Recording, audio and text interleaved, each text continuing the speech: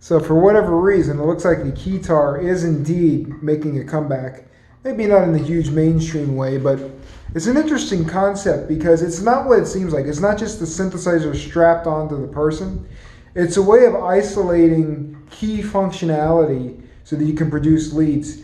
But anyways, besides all that, what I wanted to mention is the left hand could be utilized more favorably with a way of switching the keys functionality. In regular keyboard instruments, there's something called key switches where you can change what the notes do when you press the key switch and what their articulation of the key that's being pressed is by pressing that key switch.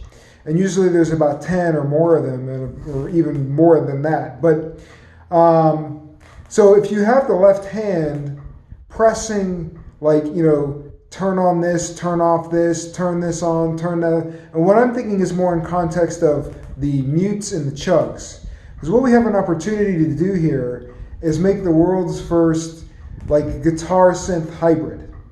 That's obviously what all these people want to do, right? But what they're doing is they're strapping on keyboards with synthesizer sounds and maybe some iffy guitar tones that sound kind of cheesy. That's not what should be happening, especially with today's technology. So this hand could control the quality of the mute. So if in other words, when you're playing with the right hand, which is usually used for fast notes, the left hand could be used for the articulations, is basically the summary.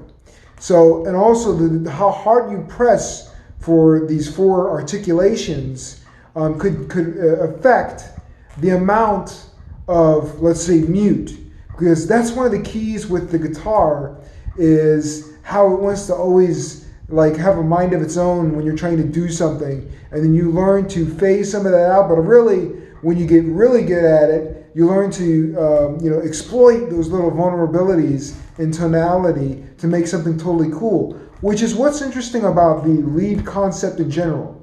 It's that it doesn't exist in the sense that if you play an instrument normally, it doesn't exist. But if you know how to express the instrument in odd ways, you can really capture some crazy things, and they're not easy to capture in a repeatable way. That's what makes it tricky.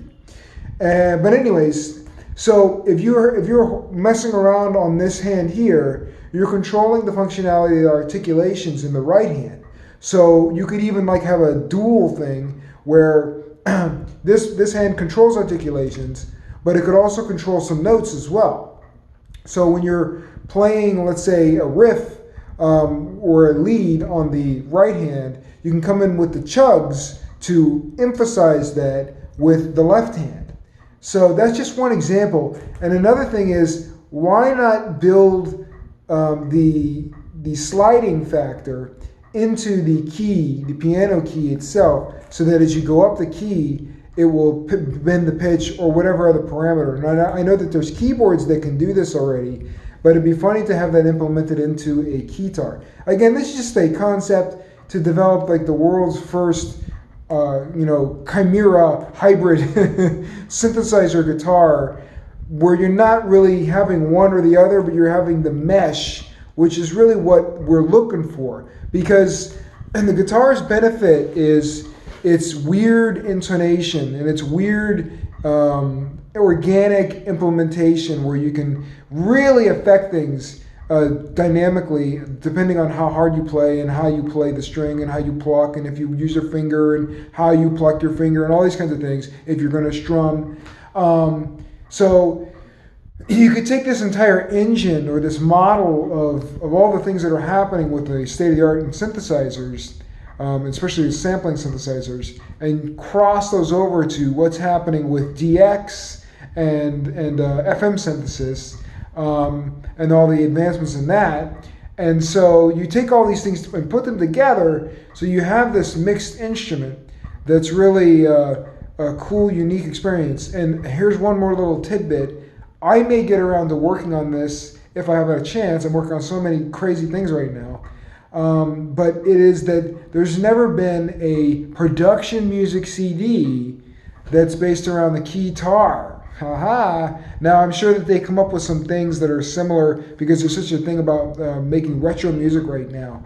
But there hasn't been one, at least with APM. I just checked.